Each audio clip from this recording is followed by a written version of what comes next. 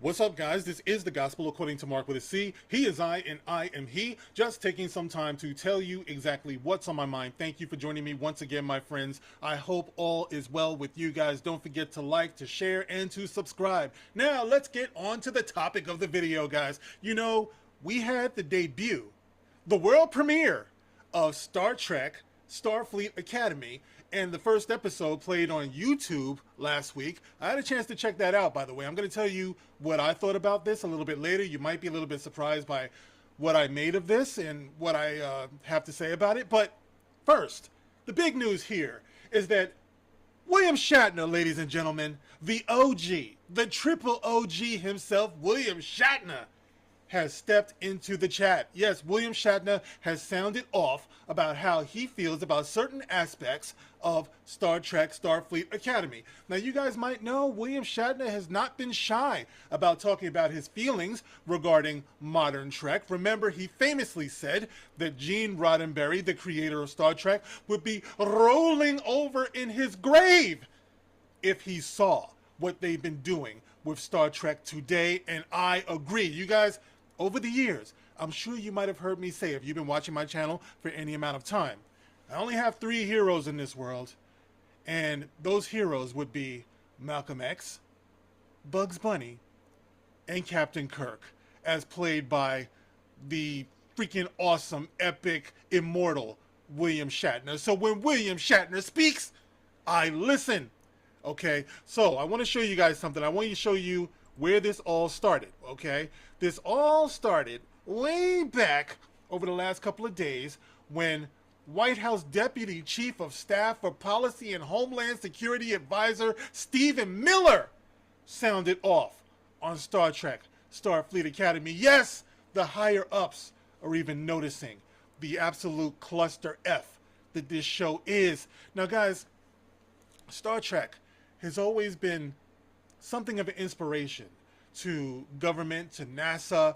You know, it's a visionary type of show. Gene Roddenberry made it that way. He made it to be optimistic. He made it to look like humanity would conquer all of our ailments and social ills and things like that. So we've always been pointed in the direction of Star Trek as something of a just an inspiration for humanity, right? So it comes as no surprise that you would have a government higher up, a government official such as Stephen Miller watching this. And Stephen Miller has something to say about this, and it wasn't flattering. So Stephen Miller's posted on X, and he said, tragic.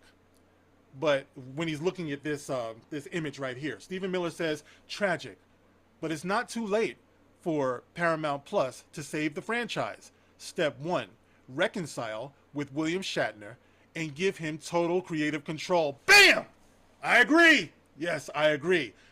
You know, I know he wasn't the best director for that, you know, that Star Trek film. I mean, I enjoyed it. You know what I mean? What was that, Star Trek 5 or something like that? But William Shatner has always been based. He's always been dedicated to the franchise. You know what I mean? He only wants what's best for it. So I don't know if I would give him total creative control, but I would definitely make him someone that you go to, you know, for guidance and such. You know, I would value him more than they do. You know, when they do all of the promos for Modern Trek and everything, have you noticed how they tend to kind of leave William Shatner out of it? And I think that's really dastardly, considering that William Shatner he's Captain Kirk, man, and he's one of the last remaining original OG cast members that's out there. I mean, you got George Takei, but you know, George Takei, oh my, you know, whatever. And you got Chekhov, who when I met him looked at me like I was gonna rob him or something. And you know, Chekhov, listen, man, Walter Koenig, I forgive you for that. You know, I was starstruck, and you were clutching your wallet, and it's okay. I understand. I'm big. I'm intimidating. You hurt me, man. But anyway, I forgive you, Chekhov. You know, you were old, all right? I get it, right? But anyway, William Shatner, Captain Kirk himself, is still out there. And they overlook him and they disrespect him in much the same way as they disrespect the legacy of Luke Skywalker over at Star Wars. You know what I mean? They do that with William Shatner. But anyway, Stephen Miller is saying this, and William Shatner saw this, right? So I want to show you what William Shatner had to say. We'll go over to William Shatner because you guys might not know this, but William Shatner is very active on Twitter, on X. And I totally believe that this is him that's writing this. He's very sharp, and he's got a crazy wit, and William Shatner doesn't care, bro. So anyway, William Shatner, when he saw what Stephen Miller had to say, he said, "I am so on the same page with you, Stephen M. The fact that they have not cured, or they have not, well, I guess it's supposed to say have not cured hyperopia by the 32nd century is an abysmal oversight on the writers." Ooh, pat pow, pat pow. Backhanded. Oops, upside your head. Also, Paramount Plus needs to up the budget because I'm sure that a well-oiled organization like Starfleet's in the distant future could afford more than one pair of glasses for at least this hyperoptic bridge crew. Because in the image, you see the captain, whatever her name is, Holly Hunter's character. We'll get to her in a minute. You see her using these glasses, man. These glasses look like they're ancient, by the way, all right? This is something like way into the future from where Captain Kirk was, right? But she's wearing these glasses. I mean, you can wear glasses, bro, but it doesn't have to look like glasses my grandfather wore, but that's what she's doing, And so anyway, he goes on to say, do they pass glasses around while piloting the ship? Because she's giving the glasses back to the alien woman who kind of looks like the Jem'Hadar Klingon Missy Elliott. And it says, shame on the line producers. That is what you mean, right? I am ready to assume command of the series. Call me, William Shatner says. So William Shatner says, listen, I can fix this, because this is ridiculous. You have this captain on the bridge who's wearing these old ass looking glasses, giving it to the number one, her first officer. And it's just not a good look. Now, somebody came at William Shatner and reminded William Shatner that he was wearing glasses in The Wrath of Khan, right? And he was, but William Shatner replies, 23rd century versus 32nd century. Duh, right? So once again, William Shatner for the win, but there we have it. William Shatner, he doesn't care, bro. It's William Shatner. How old is he now? He's like something like 95, 96 years old or something like that. I got to look it up. But anyway, William Shatner is at that age, right, where he doesn't care, and he shouldn't have to care. He speaks his mind as we all should. I'm a fraction of William Shatner's age, and I want to be like that. I want to speak my mind, and I do that. That's why I say I take some time to tell you what's on my mind. Every time I rock this microphone right here, I set this joint on fire, right? So William Shatner has sounded off, okay? And I just want to show you something, guys, because William Shatner is seeing what I'm seeing. I mean, look at this, guys. Look at this. These are the glasses. Those are the glasses she's wearing, okay? This is your captain. And this person here who's posting it, she's saying, and in that moment, I knew my favorite captain had arrived. Oh, I like it. I like it. Bro, come on. Look at it. Think about this, guys. Think about it. She's doing everything but spread eagle on that captain's chair. She's dancing on that chair, bro. Look at her. If everyone on the bridge looked like that, if guys, who here is a student? Remember when you were in class, college, whatever, elementary school, high school, if you came in and you saw your teacher like this, would you think that you're dealing with a capable teacher? And I'm just talking about a school teacher, let alone a Starfleet officer, a captain who has hundreds, maybe thousands of lives in her hands. She's not even looking at what the people around her are doing. If everyone on the bridge looked like this, would this be worthy of Star Trek? Would this be worthy of Starfleet? And the funny thing about it is her number one, right? Let me see if I can bring this up. The one that they were looking at, right? Yes, this person here, right? She is by the book, right? She's supposed to be straight-laced, up and down. By the way, what is up with this? Morbidly unhealthy, obese. Bro, you can be fat and be on the bridge. I mean, Scotty was. but he's a lot older then. When you had to have him there. James Doohan had to be there. You know what I mean? But I'm just saying, look at this chick, man. She's unhealthy. You wouldn't pass the police academy like this, bro. But anyway, the Missy Elliott looking alien, she's supposed to be straight laced up and down. She gets on all of the students about, proper protocol and all of this. And you mean to tell me she's going to look at the captain like this and she's going to be cool with it? You get no respect like this. None. None. All right? But this is what we're dealing with. This is what we're dealing with this modern Trek, and people like Robert Picardo wants you to believe that it's all good. It's you. It's me. We're the ones that's got the problem. We're the ones that's changed because we remember what Starfleet was supposed to be. Listen, I grew up watching reruns of the original series. I love it with all my heart. I watched The Next Generation. I watched Deep Space Nine. I watched Voyager. I'm going to go back and I'm going to watch Enterprise, but I'm just saying, all of these captains, I love them all. Captain Kirk is my favorite, by the way. Who's your favorite Star Trek captain? Who's your favorite Star Trek captain, right? By far, mine is Captain Kirk, but I love them all. I would have to say Picard and Cisco are like right there, man. I love them both. You know what I mean? Janeway too, man. But this, she doesn't even look clean, bro. Look at her. But it's us. We're the problem, okay? But let me just show you something else real quick, guys. I want to just show you this gentleman right here, right? This is beautiful, right? This is the guy who plays the Klingon, Jaden, right? Just summing up what Star Trek Starfleet Academy is supposed to be all about and why he's so excited to be a part of it. Let's see what he has to say. And I am extremely excited to play Jaden in Star Trek Starfleet Academy. Really honored to be a part of this universe. Star Trek is all about imagining an optimistic future for everyone, right? It's about understanding that our strength comes in our diversity. I'm very enthusiastic about this message, and I can't wait to share it with the world on January 15th, Paramount Plus.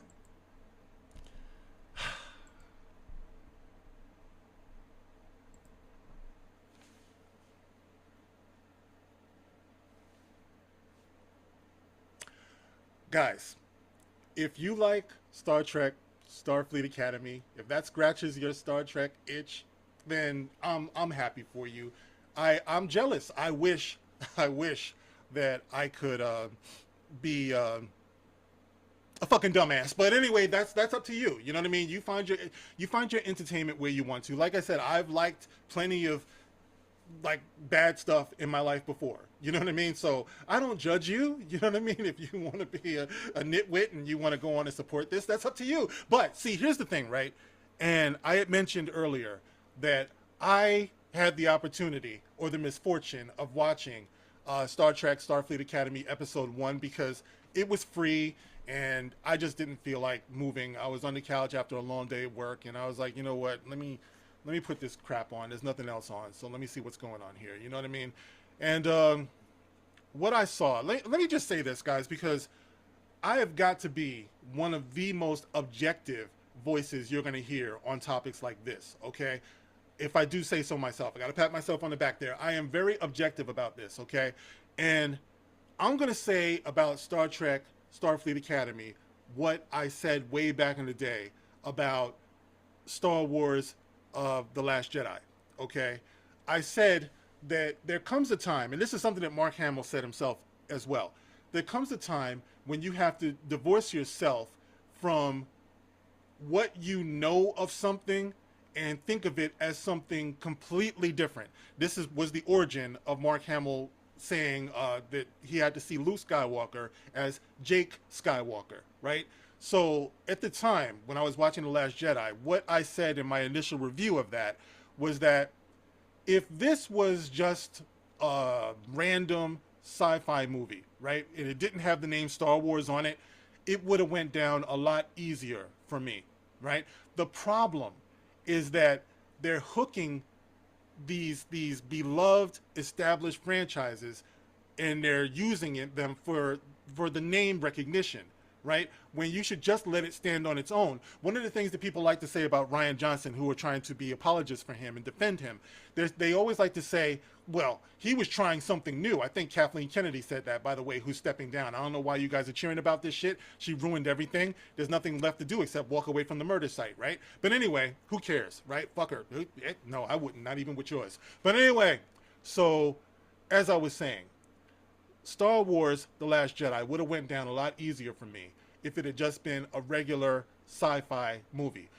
I dare say that I probably would have received it better than, believe it or not, what's his name? Zack Snyder's Rebel Moon. I thought it was a better put together movie than Rebel Moon was. But I give Rebel Moon actually, like, I found Rebel Moon to be like fucking unwatchable, right? But I give it more respect than I give The Last Jedi, because at least Zack Snyder tried to do something actually away from that. You know what I mean? Like, he put his own name on that. He put his own vision on that, right? Rian Johnson, you try to say, oh, he tried to do something new. No, he didn't. He hid behind the name Star Wars, right? And that's the reason why it failed.